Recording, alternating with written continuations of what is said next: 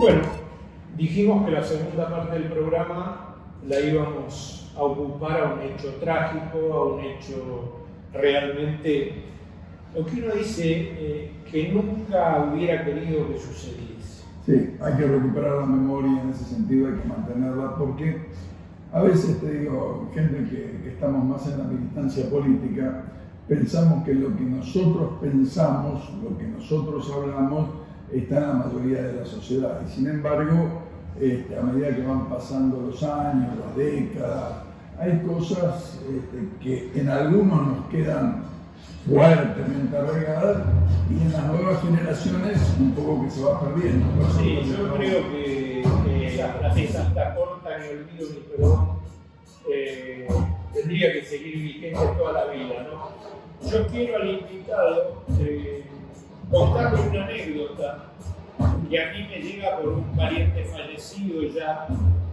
del general Corbeta, que fue el último jefe legalista de la policía, echado o invitado a renunciar por Albano Argüintegui, porque este general era legalista, este general quería juicio hacia los así llamados subversivos, ¿sí? Obviamente Argüintegui y toda su banda no querían eso, tenían claro lo que iba a pasar. Por eso, bueno, Ramiro Varenga es uno de los más licenciados en comunicación, es uno de los tipos más comprometidos con el esclarecimiento de la causa, que se llevó puesto a los seminaristas Barletti, Barbeito y a los padres Alfiqueri, Alfredo Leder y Pedro Dufo. Ramiro, buenas tardes, noches. Nos gustaría que hicieras una mínima reseña de esto que pasó. Te conté esa anécdota porque me parece que no mucha gente la conoce y realmente muestra lo que fue la dictadura, ¿no? Buenas tardes, Eduardo. Buenas tardes, Ariel. Bueno, en primer lugar, desde Palotinos por la Memoria, la Verdad y la Justicia, les queremos agradecer este espacio que nos ponen a disposición para difundir y visibilizar la causa de los mártires palotinos. Es tal cual, bueno, vos mencionabas en la introducción, en la madrugada del 4 de julio de 1976, un grupo de tareas del terrorismo de Estado ingresó a la casa parroquial de la iglesia San Patricio, ubicada en la calle Estomba, entre Echeverría y Sucre, y bueno, como vos bien decías, asesinó a los padres Alfiqueri, Alfredo Liden y Pedro Dufo, y a los seminaristas Salvador Barbeito y Emilio Barletti. Esto, bueno, como ustedes deben saber, es uno de los crímenes más sangrientos cometidos por el terrorismo de Estado, pero a la vez es el golpe más brutal cometido contra la Iglesia Católica en Argentina, y en la actualidad, hasta el día de hoy, continúa impune. Y bueno, esa es la lucha que nosotros venimos dando desde nuestro colectivo y con toda la comunidad palotina para lograr esclarecer el hecho y que finalmente podamos conocer los nombres, no solamente de los responsables, de los autores materiales, sino también de sus instigadores y de sus cómplices, que de estos últimos sí conocemos los nombres, están perfectamente identificados, y que finalmente paguen por lo que hicieron aquella madrugada. Hoy es un día con bastante movimiento, digamos. Sabes que me parece que es importante recuperar esto. Hacía apenas 3 meses se había interrumpido un gobierno constitucional en la Argentina, el golpe de Estado del 24 de marzo del 76, y había, hay una, en la memoria, salvo aquello que conocemos un poco el tema, aparece un poco la idea que los militares vinieron a poner orden de una situación inmanejable en la Argentina. La verdad, la crisis era importante, pero yo me afirmo en que no hay nada mejor que la democracia, para superar a la democracia, y más después de que vivimos una situación tan difícil, tan dura, donde este hecho de los palotinos como una punta de iceberg de un gran proceso de represión que costó la vida a miles y miles de argentinos, y la represión y la cárcel a otro tanto. Eh, el tema de los palotinos, hay muchas versiones, ellos eran religiosos, ellos difundían el evangelio, ellos desde su actitud doctrinal, por supuesto, trataban de generar conciencia. Hay acusaciones también sobre ellos. ¿Qué nos puede decir de esto? Bueno, les cuento un poco. La congregación palotina en términos institucionales no era una congregación de las que podría identificarse o asociarse con el movimiento de sacerdotes del tercer mundo, ni nada por el estilo, pero sí muchos de sus integrantes, sobre todo los más jóvenes, los seminaristas que desde hacía poco tiempo habían ingresado a la parroquia, en los grupos juveniles, en un periodo de renovación que se produjo a partir de los años 73, 74, bueno, el grupo de la parroquia, sobre todo, como les decía, los más jóvenes, estaban viviendo un proceso de cambio, de renovación, y bueno, se respiraban nuevos aires en la parroquia. Una parroquia que, como ustedes bien deben saber, Ariel, por ejemplo, es vecino de la zona, está emplazada en un lugar que en su momento era el corazón del poder militar y el poder económico, y esto que estaba surgiendo, que emergía como una novedad en el ámbito de la parroquia, no era para nada bien visto por los vecinos y por buena parte de la feligresía de San Patricio, ¿no? Entonces, bueno, también hay otros condimentos en relación al hecho. Por ejemplo, el padre Alfie Kelly, días antes de la masacre, había pronunciado una homilía muy conocida, conocida precisamente como el Sermón de las Cucarachas, muy comprometida, muy fuerte, muy jugada, en la cual denunciaba públicamente ante la propia feligresía de San Patricio que varias de las personas que asistían a misa cada domingo a la parroquia iban a los remates ubicados en la zona de Barrancas de Belgrano a comprar los bienes que se les decomisaba a los detenidos desaparecidos durante los operativos de secuestro.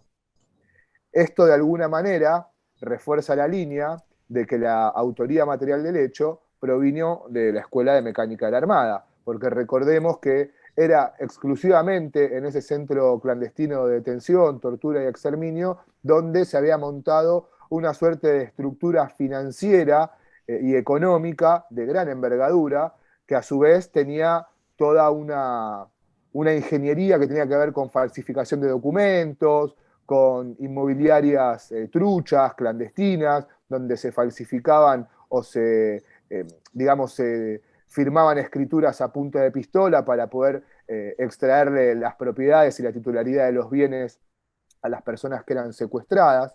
Y bueno, como les decía, ese sermón tan comprometido le costó muy caro, le costó la vida a Alfie Kelly y a sus hermanos de la comunidad palotina, y bueno, como también mencionaba hace un rato, ese es uno de los elementos que también nos lleva a mirar muy de cerca la línea de la megacausa ESMA en relación a la autoría material. Pero anteriormente yo les decía que los cómplices de la masacre están identificados.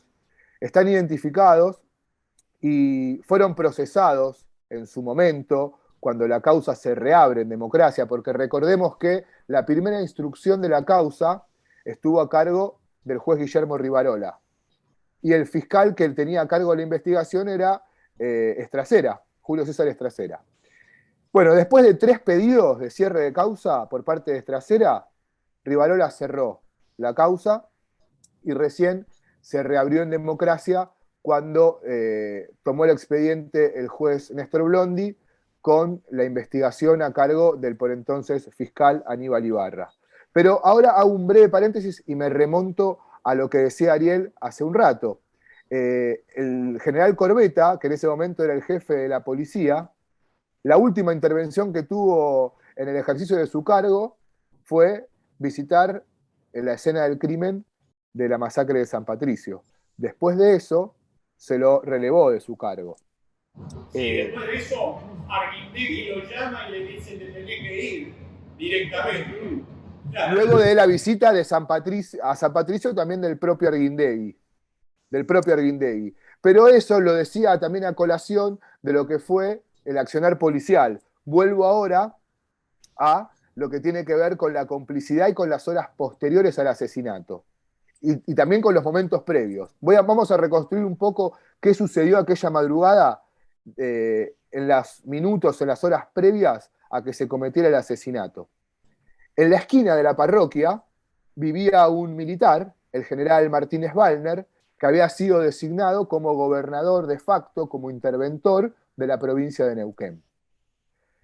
En horas de la madrugada de ese domingo 4 de julio, en las horas posteriores a la medianoche del sábado, el hijo de Martínez Wallner, Julio Martínez, llega a la zona de su casa con un amigo, Jorge Argüello, venían de otro lugar, y cuando se acercan a las inmediaciones de su vivienda, que estaba ubicada justo en la esquina de la parroquia, en la esquina de Estomba y Sucre, observa que la persona que estaba encargada de la custodia de su vivienda, Pedro Álvarez, no estaba apostada en la puerta de la casa, donde tenía que estar.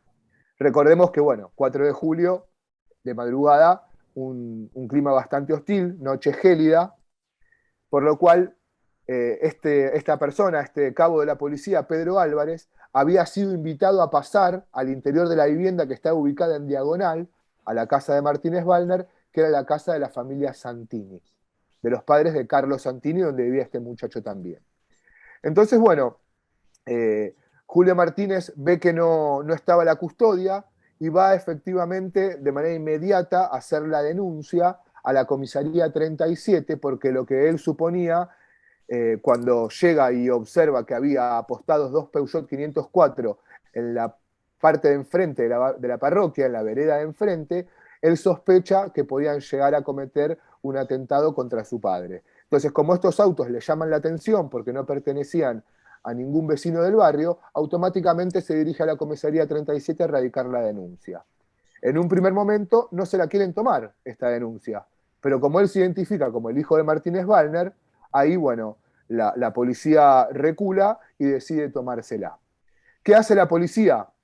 El comisario Rafael Fensore, apuntemos este nombre, uno de los principales cómplices en el hecho, envía a la puerta de la parroquia, a la vereda de enfrente, un patrullero con la finalidad de identificar a quienes estaban a bordo de estos autos. A bordo de este patrullero iban como responsable el oficial principal Miguel Ángel Romano, acompañado de 3 agentes, Juárez, Báez y Lozada. Romano se acerca a uno de los Peugeot 504 y efectivamente logra identificar a quienes estaban a bordo, y acto seguido se dirige a la casa de la familia Santini. Recordemos que ahí estaba el cabo Pedro Álvarez del Departamento de Custodias de la Policía Federal, y le dice a Álvarez: si escuchás cuetazos, no salgás, porque van a reventar a unos zurdos y te pueden confundir. Adentro de la casa estaban Carlos Santini, Guillermo Silva y Luis Pinasco, además de Julio Martínez y de Jorge Argüello. Uno de los chicos sale atrás de Pedro Álvarez, tras los pasos, a ver qué era lo que sucedía, y logra escuchar esto mismo que le dice Miguel Romano a Pedro Álvarez.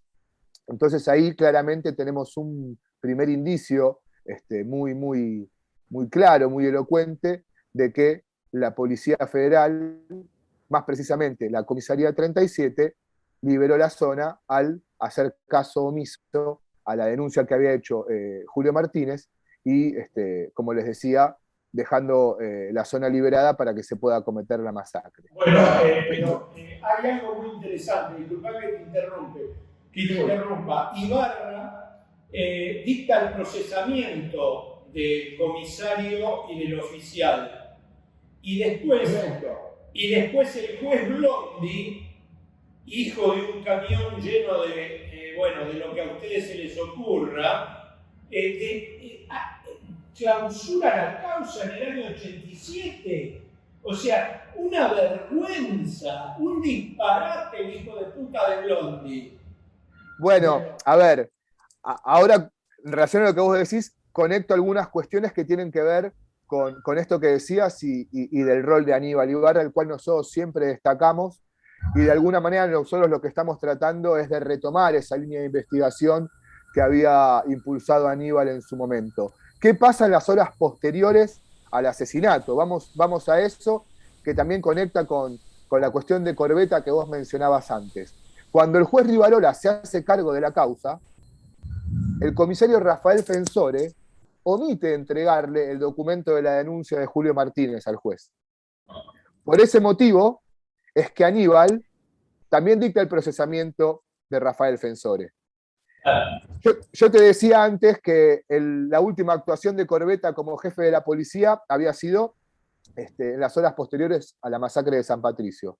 Llega Corbeta personalmente a la casa parroquial y empieza a recorrer las instalaciones. ¿Qué pasa con la policía? Bueno, vamos a comentar algunas de las irregularidades que minaron el procedimiento policial desde el inicio. Como primera medida, nadie restringió la zona a la escena del crimen. Podía pasar cualquiera y llevarse cualquier cosa. Que de hecho se sustrajeron elementos que formaban parte de las pertenencias de los asesinados. Eso por un lado. En segundo orden de cosas, quienes asesinaron a los mártires habían dejado escrito en las paredes y en las puertas de la casa parroquial con tiza: estos zurdos murieron por ser adoctrinadores de mentes vírgenes, en una de las puertas, y en la otra dejaron escrito: por los camaradas dinamitados en Seguridad Federal, venceremos. ¡Viva la patria! Ramiro, lamentablemente se nos está acabando el tiempo, pero nos quedan 2 minutos. Te hago una última pregunta para Eduardo, para mí, para la gente que nos escucha, y ya vamos a retomar este tema porque realmente es dolorosamente interesante. ¿Cuál fue la postura de la Iglesia en 2 minutos? A ver, la postura de la Iglesia oficial fue la del silencio en un momento. En el primer momento fue de silencio. Durante mucho tiempo fue así y recién ahora se están empezando a ver algunas señales en sentido contrario.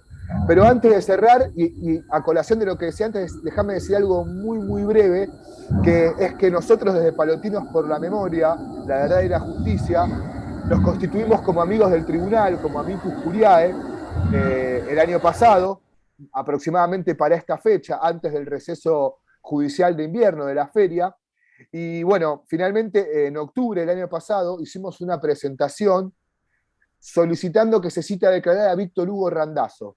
¿Quién es Víctor Hugo Randazzo? Quien se desempeñaba como oficial principal en aquel momento en la comisaría 37, que firma el acta, que lleva también la firma del comisario Rafael Fensore. ¿Por qué? ¿Cuál fue una de las irregularidades que yo te mencionaba anteriormente? Bueno, en el acta dice textualmente que por la línea telefónica del Estado, número tanto, se recibió un llamado telefónico informando que en la finca de Estoma 1942 se produjo un grave hecho de sangre. Eso es mentira, porque la denuncia la hizo personalmente el primer testigo presencial del hecho, quien encontró los cuerpos en la casa parroquial, que fue el organista de la parroquia, Rolando Sabino.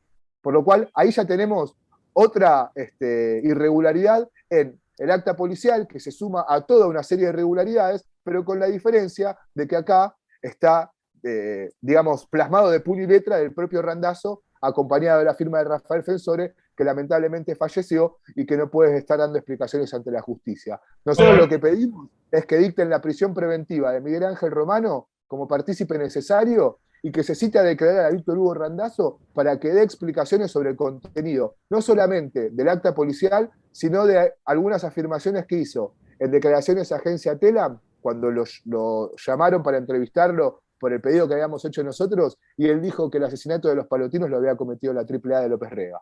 Bueno, Ramiro, gracias por esta charla. Muchas gracias. Y realmente, bueno, ya volveremos a encontrarnos para seguir indagando sobre este hecho tan doloroso.